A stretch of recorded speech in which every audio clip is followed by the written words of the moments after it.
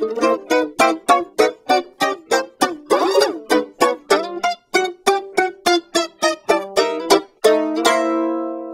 this is Anthony Hannigan. Welcome back to musicmoose.org. We're going to tackle some octaves today. My friend Dave just made me aware that there are 12 little half steps up from the original note. But we need to see them, don't we? And this is pretty common. Our good friend Mr. Sam Bush is the king of the octaves. Some of the old gypsy jazz guys, Django and those fellows, were just amazing too. But to actually use them, they're quite effective. And it's so simple to do, and I'm going to show you here how simple it is. And it can be thrown into your playing both for rhythm or for lead too. When you're looking for something to throw in there a little bit different than what you already have, it kind of really breaks up the flow, and really it kind of just changes the pitch of the way the ear is listening to it, and everyone's like, hey, what was that? And you'll see how quite simple that it is, and how you can find them on the mandolin and how simple they are. So let's go to our friend, the long C here, and that was done on the 3rd fret of the E string and the 7th fret on the A string. Now what I want to do to create the octave for it now, I'm going to go up and catch the C note up here, 3rd fret A string, and then all the way down on the 8th fret of the E string. So let's go back to long C, 3rd fret on the E string, 7th fret on the A, and then flip them. A is going to be the 3rd fret, and now our other C note is going to be down here on the E string, down on the 8th fret. And what I like to do if I'm playing a tune, you can actually take that, go up or down towards the bridge, and then you're at a D, go up another 2, to an E, to an F, and just like before, just like the chords and how everything switches, if I take my C octave note right there and I go towards me up a series of strings, that's going to be the 4. Just like the little G, right above it lives the C, down below is the G. If I went down further here, it would be the D, but here I'm going to take the C, right above it lives the F. So you can figure out F sharp, G. So if I'm playing something like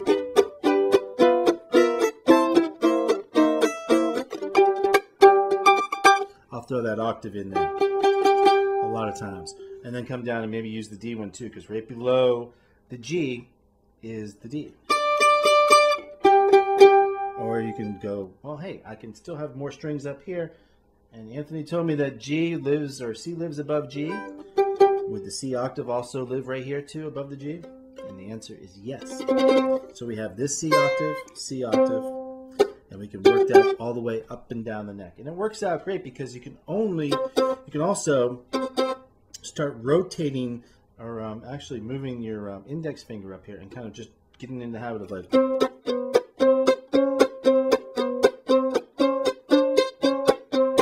that's a great exercise to work these fingers up and keep your pinky planted, because a lot of times the pinky just wants to move with the rest of the fingers. But this time, you know, kind of force it to stay down. Grab one of the octaves that you like to hear. Let's do the C, which is the 3rd fret on the A string and the 8th fret on the E string. F would be the 3rd fret on the D string and the 8th fret on the A string. And we'll slide them down or up.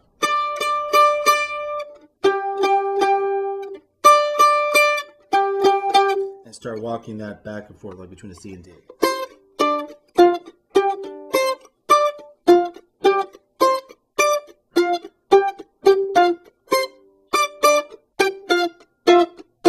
And you can start getting into the habit of moving the pinky as well, but not so much like letting it fly, but kind of keeping it under control.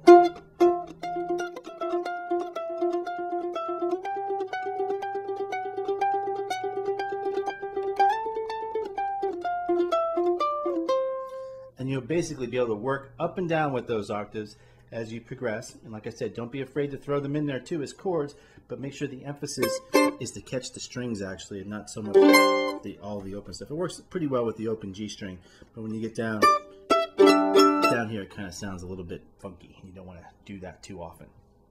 But it's a great little effect, especially if you're going to be doing some like drum snare pops and stuff too, to throw those in there. And work that pinky back and forth, rotate it. The fiddle players do it all the time.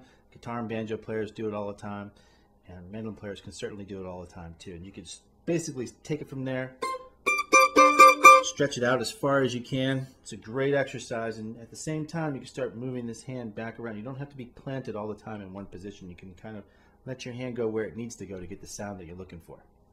Well, that pretty much takes care of the octave portions of the mandolin. Like I said, it repeats itself up and down the neck, and count off that alphabet and all those notes and chords, and it'll start coming to you. Well, that's it for today. I hope you join us again here at musicmoose.org. And yeah, stay tuned. Lots of really cool stuff coming.